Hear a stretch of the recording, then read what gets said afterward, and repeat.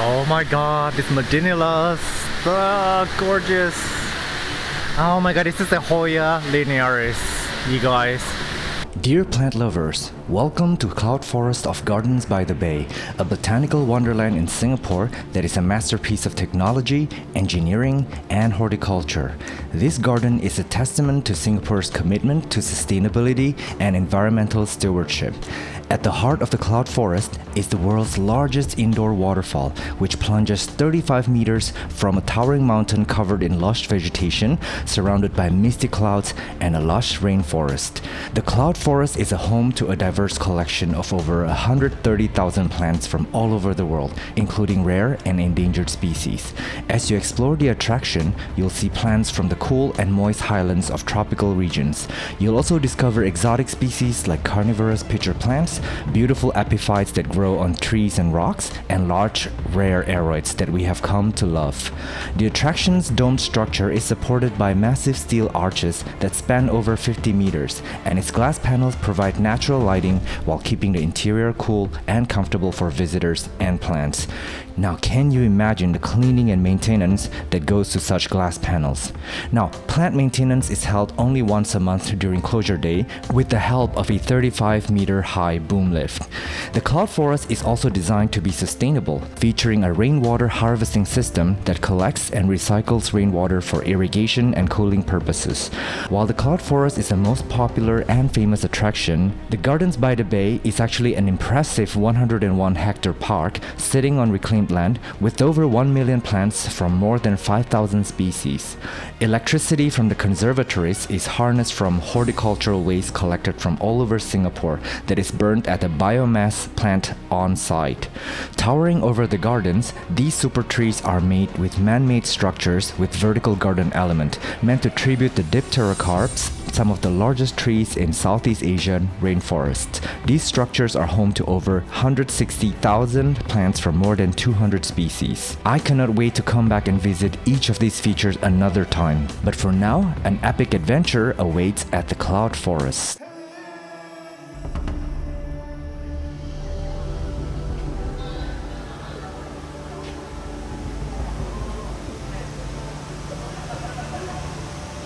Alright, so if you've never heard of the Gardens by the Bay in Singapore, you've been living under a rock.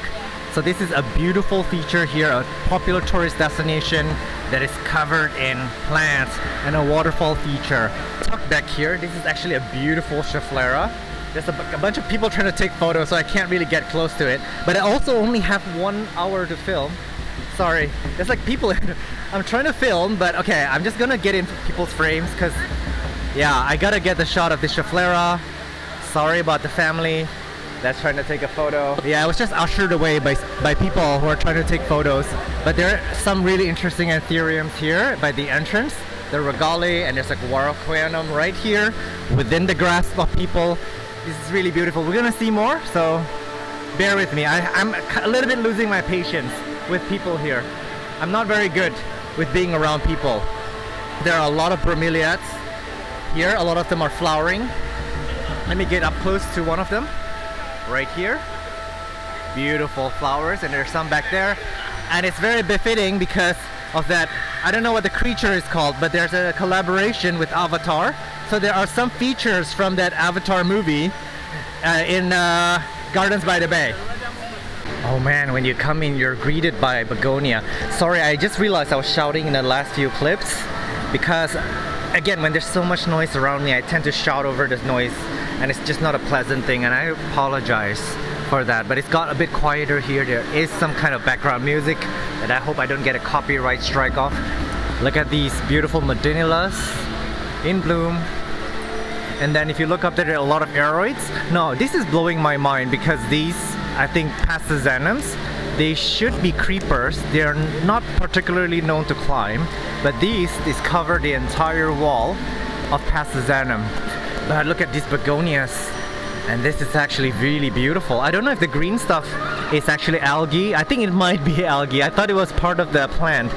It would have been actually very nice if the plant had a bit of green on it. A lot of maidenhair fern, Adiantum, and we're gonna see that a lot here because this maidenhair fern actually thrives in this kind of climate. Very cool, It's actually about 24 degrees, maybe 25 degrees Celsius, like a nice air-conditioned room. Nice begonias here.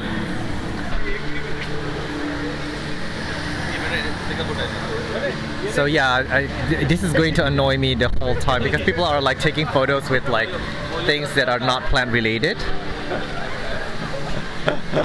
Okay, I'm just trying to see some begonias, people. I'm just trying to get up close to some begonias. Oh my gosh. Okay, there are a lot of really interesting forums here. It's really nice that they have all the ID and then also the country of origin, so you can learn about them. I'm actually about to meet with Irene soon. This is so nice and fuzzy. I'm about to meet with Irene soon. We have to go live for YouTube. So I really am strapped for time and slightly amused by humans in general, by people. Beautiful flower on this. Nice leaves. Honestly speaking though, like that used to be me. I used to come here and kind of not really pay attention to the plants and just take photos, like take selfies and stuff. So I totally understand. I'm not like poking fun of people or looking down at them. I'm not. I'm just a bit annoyed when they get in my way. Beautiful blooms as well. Look at the shape of the leaf here. This is so stunning. There's so many of them, my gosh. I've not seen such an extensive amount of begonias ever. And you can imagine, like a lot of them are actually flowering. If there are actually pollinators living within this ecosystem, it would be very easy for them to hybridize naturally. Look at that new leaf coming. Hello. And some of these more escargot type begonias. Now this is quite something. Look at that. This is all philodendron verrucosums all the way up there. Some kind of anthurium. A lot of marginalas. I'm surprised that they hold up well on these walls. And this is an anthurium veitchii. And down below, a nice bed of begonias and sarracenia. I'm surprised that the sarracenias can survive here. They're not as red as they should be because they're not getting like that full sun that they require. But I see some lights here, so maybe they're providing it with some supplementary light. That one is in bloom. So yeah, very interesting setup here with the begonia and also the sarracenia. And these weird tentacles, those are really beautiful begonias as well. Over there, and I have a feeling that's a begonia too, I could be wrong. And then we have these like whipping willow type plants. Revirimosa, my arch enemy, my arch nemesis. I cannot care for it. This is also beautiful. We saw that earlier in the botanic garden. It's kind of like a Gesneria family, kind of like an Epiphytes, except it grows in a stem instead of in a vine. Stunning, stunning velvety leaves. And if you look up, we'll see all these zigzagging paths that we can actually explore a little bit later, if I don't spend too much time with the begonias. So there are all these planters here too, and they're all covered in different types of begonias. They are hardly repetitive. I see so many different varieties. This one is quite interesting. They actually look better from the back than they do from the front. And it is flowering profusely, and it's facing its flowers towards the bay. So this begonia has really good taste. It knows the right direction. This one is really stunning too. It's putting out a lot of flowers. Quite stunning. I want to point your eyes to this really wonderful plant. And this is what the flower looks like. So I don't know what genus this is or what species, but it's really, really beautiful. Look at the leaves. This is really stunning. There's a whole bed of them too. And the leaves don't look very damaged, which is going to show that they might be very easy to care for or that they're very happy in this kind of climate. Moving on up. Look at that. So that's a pathway. I think a mister just goes off every few minutes or hours or so. And this is all just climbing aroids. Just clambering their way up. So everything is very wild here. Nothing is kind of placed really precisely anywhere. There's no real design, I think. Stunning. And that light work too. I guess they're really going strong with this avatar theme. Now this plant looks really, really peculiar. I have no idea what this is, but the leaves are quite interesting, no? This is what the new leaves look like when they come out. And then they seem to flower like this. Quite interesting. I don't really know what this is. This is some kind of pilea down here. Calathea rattlesnake. And huge bed of begonias. And I gotta get out of the way because people are taking photos over there. They're chasing me away. Don't they know who I am? But yeah, I really like they deliberately put like the few plants together. Some peperonias here. So refreshing to see them. They kind of disappeared from the houseplant market for a while. I see some Pilea peperomides back there, tucked away. And this is blowing my mind a bit because there's like begonia on begonia and begonia. And what's interesting is that they are kind of put here, I believe, based on their flowers. Because if you see them, it's like white begonia flowers, and then there's some other types of flowering plants.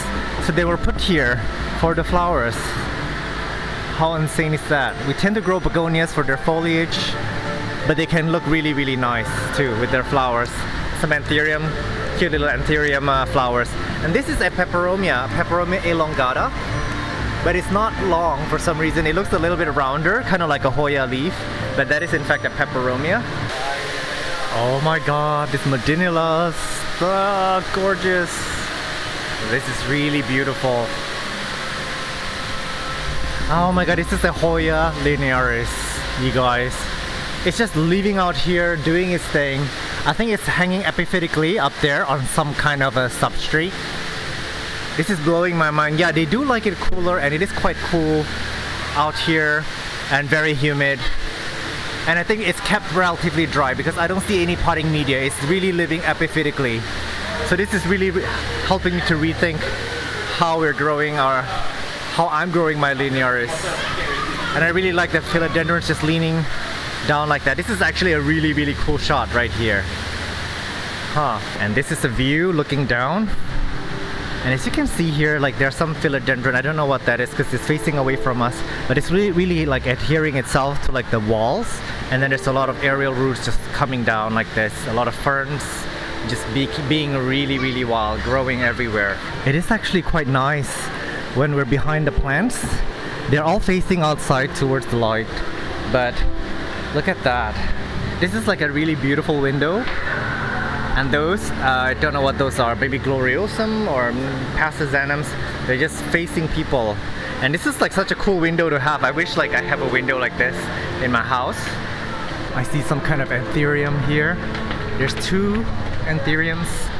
I think this is probably the Wendlingeri or Pallidiflorum. But there's some strappy leaf anthuriums down here. This is the Viterifolium. A lot of maidenhair ferns. And of course these verrucosums are just everywhere. I don't know how they do kind of pest management and all that. I really hope that I can get some answers from like a maintenance team here. That one is producing fruit. It's so majestic that they're just hanging carelessly like that. This is really cool. This is a Nepenthes. This is their blooms.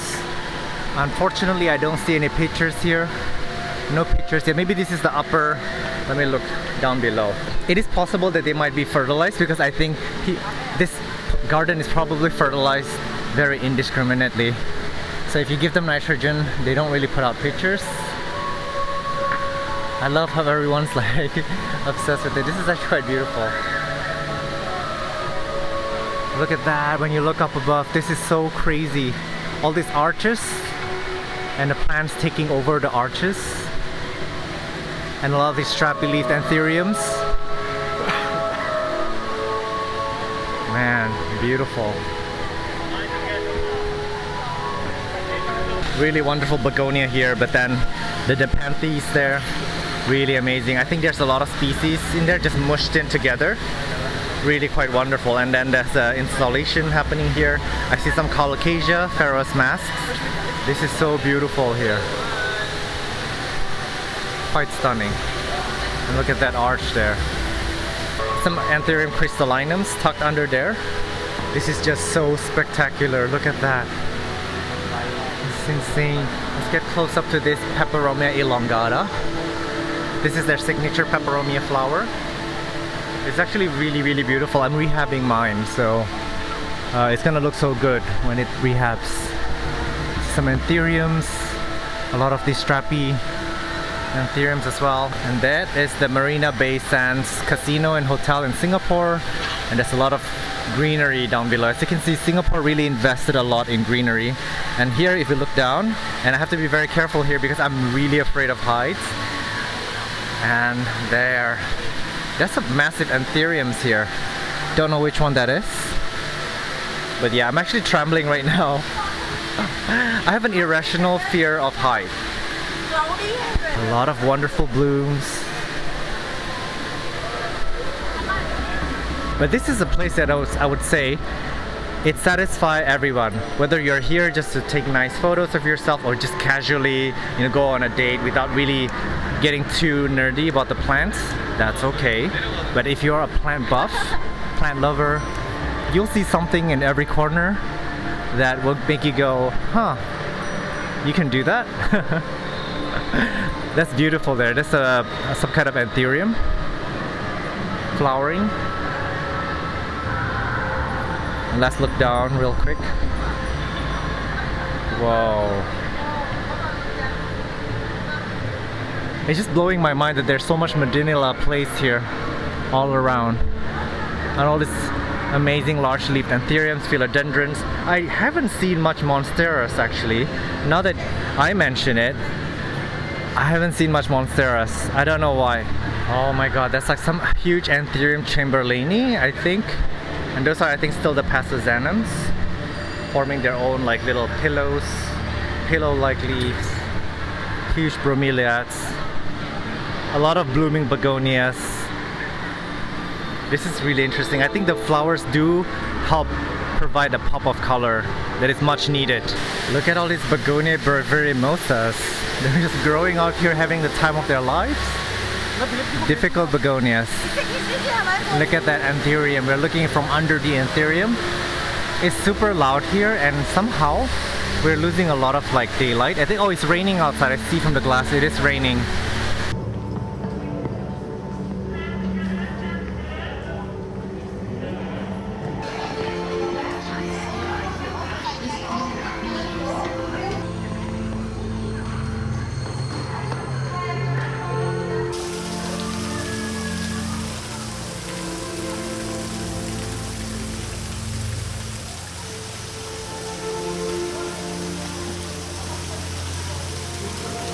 This is actually really interesting. We're near the exit. I'm rushing out to meet Irene, but look at this huge begonia. It's actually massive. I can't even get closer. There's things in the way, but trust me, it's really, really massive. And yeah, there's just a lot of really cool begonias here. That's my mom and my cousin. We kind of split up earlier, but here they are. Interesting, beautiful plants. A lot of really nice deep forest plants, and they really love this kind of humidity, I guess. This is really something. And guys, I gotta bid you farewell because I really have to get going, and it's getting dark somehow. It's not as bright as before. Yeah, it is becoming a little bit overwhelming for me today. I am losing my voice and my patience, but this is so beautiful. I'm having a fantastic time. Thank you so much for coming with me. Thank you, Patreon members, for supporting the channel. Should you consider joining as a member, the Patreon link is Sean from Only Plants. It can also be found in this video description. I've started producing bonus contents for members. These include plant hauls, plant shopping, and mini bite-sized adventures. The same bonus contents will also be unlocked for you if you join to become a YouTube member of the channel. There is a monthly membership fee as small as a cup of coffee a month. Simply go to Only Plants channel page and click join. Your contributions help me grow the channel, do better content, and have a better quality of life. For that, I thank you from the bottom of my heart. Ooh, and before we go, that's my cousin taking care of my mom. But I'm really grateful that she's around, because otherwise my mom would like be pretty bored and have no one to accompany her. Because when I'm doing these things, I tend to be very, very lost in what I'm doing. So yeah, oh my god, look at those huge vegetais there. Beautiful. And this is a Warocqueanum and Anthurium vegetai. There's quite a lot of them. There's some more over there. How wonderful is that? They're just everywhere. Look at that. It's very misty, very humid here. I don't even think you need to water the plants in this condition. It's constantly humid with the mist going through. This is a Hoya linearis and it's in bloom. Look at that.